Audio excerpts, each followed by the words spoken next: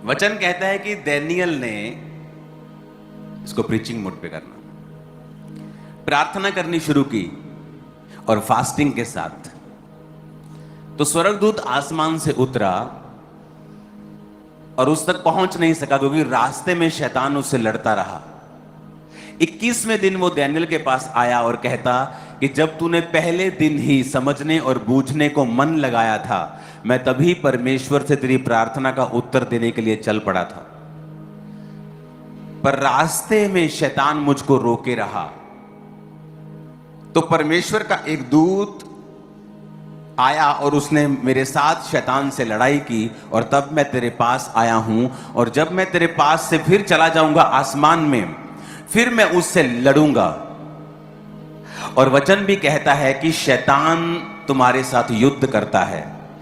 तुम्हारा युद्ध किसी पार्टी के साथ नहीं, कोई पॉलिटिकल पार्टी, किसी आरएसएस, सिखों के साथ, कैथोलिक के साथ, पेंटिकोस्टल के साथ, तुम्हारी किसी के साथ लड़ाई नहीं। तुम्हारी लड़ाई अंधकार की शक्तियों से है जिनका हेड ऑफिस आसमान में। तो वचन कहता है कि जब वो वापस लड़ा, तो अगर आप हिस्ट्री पढ़ेंगे, उस एरिया की हिस्ट्री बाइबल में नहीं है, वो उस बाइबल में अगर आपको मिलेगी तो इनडायरेक्टली मिलेगी। अगर आप उस एरिया की हिस्ट्री पढ़ें, शैतान को हराने के बाद आसमान में जब उस दूत ने हराया डैनियल की प्रार्थना के बाद, उस जगह की गवर्नमेंट चेंज हो गई थी, राजा बदल गया था।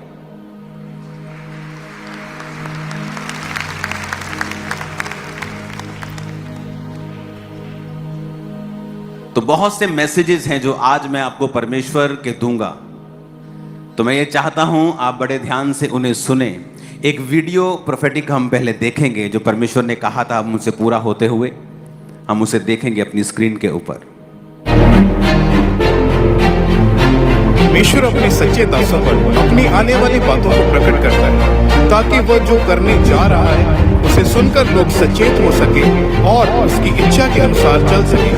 सालों से परमेश्वर के अभिषेक दास अपोस्टल अंकुर यूसुफ जी बताते आ रहे हैं कि इकोनॉमी पे डिप्रेशन आएगा। वह ये सुनते हैं इन भविष्यवाणी के शब्दों को।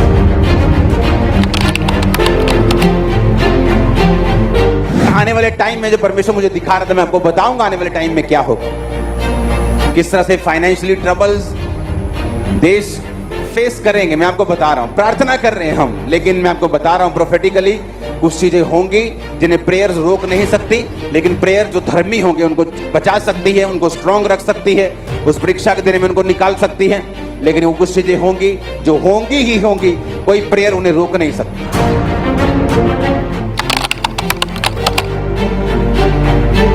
आने वाले समय में एकदम से इकोनॉमिक प्रेशर देशों के ऊपर पड़ेगा, एकदम से, लाइक सडनली, जस्ट सडनली 3-4 महीने में ही पूरी देश की परिस्थितियां चेंज हो जाएंगी। ऐसा होगा।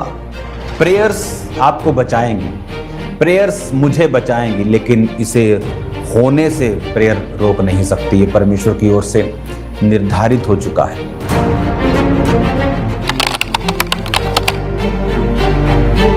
तो 2025 हमें प्रार्थना करनी होगी क्योंकि इकोनॉमी के ऊपर डिप्रेशन आएगा।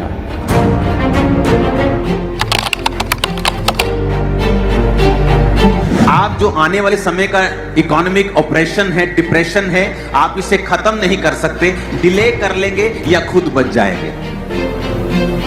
और आपको मालूम होगा कि हमें चर्च में पहले से बताया जाता है, परमेश्वर की आत्मा हम पहले से हमसे बात करती है, हमें क्या करना है फ्यूचर के लिए, हमें क्या करना है आने वाले समय के लिए।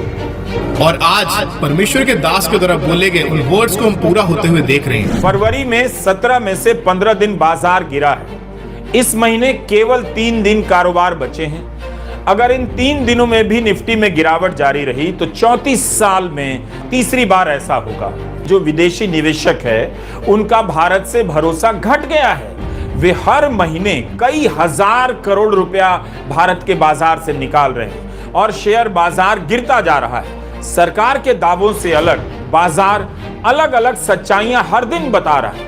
अगर निफ्टी एक और महीना गिर गया तो 28 साल में पहली बार होगा जब निफ्टी लगातार 5 महीने तक गिरता रहेगा।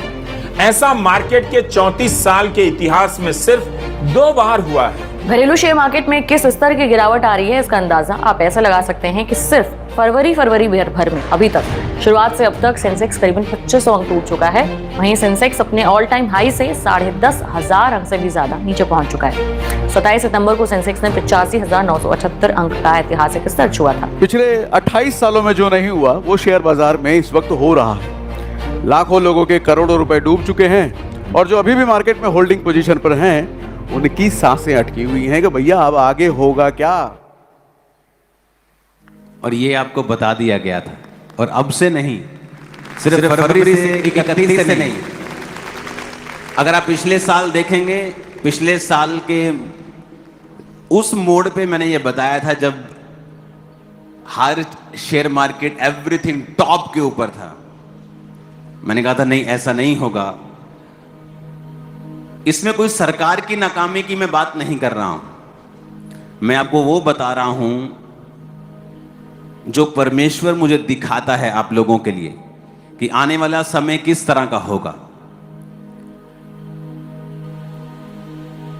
आप बड़े हैरान होंगे, अब आने वाले दिनों में एक प्रार्थना उपवास करने के लिए परमेश्वर ने मुझसे कहा है। हम 40 फास्ट रखेंगे पूरी चर्च, और उन चीजों के लिए प्रार्थना करेंगे, उन देशों के लिए भी प्रार्थना करेंगे जहां पर गिराव आना चाहिए। जो लोग मसीह के खिलाफ हैं उन्हें उन जगहों से परमेश्वर हटाए। उन 40 फास्टिंग में और भी ऐसी चीजें हम प्रार्थना करेंगे। नॉर्थ कोरिया के लिए प्रार्थना करेंगे, और जो रिजल्ट फ्यूचर में परमेश्वर हमें देगा, आप शॉक्ड हो जाएंगे जो होने वाला है अभी आने वाले दिनों में। अभी गैर भाषा में प्रार्थना करते वक्त भी परमेश्वर का आत्मा यही बात कह रहा था कि चर्च अपने अधिकारों को पहचाने और वो प्रार्थना करना सीखे। क्योंकि मोस्टली चर्च में अगर हम देखें क्या वचन प्रचार हम करते हैं कि हमें परमेश्वर से किस तरह से मांगना है, हमें परमेश्वर से किस तरह से लेना है, मांगो तो दिया जाएगा। ये एक फर्स्ट टर्म के बच्चों के एग्जाम की तरह है। फर्स्ट टर्म जैसे नर्सरी, वो LKG UKG के बच्चों को हम सिखाते हैं। ये वो वचन नहीं है कि परमेश्वर आपको जो सिद्ध करने के लिए देता है। अगर आप इन बातों को समझ रहे हैं तो आपको समझ आएगा कि हमें मार्च महीने में तैयार रहना है। हालेलुया। मार्च महीने में बड़ी मीटिंग्स होंगी।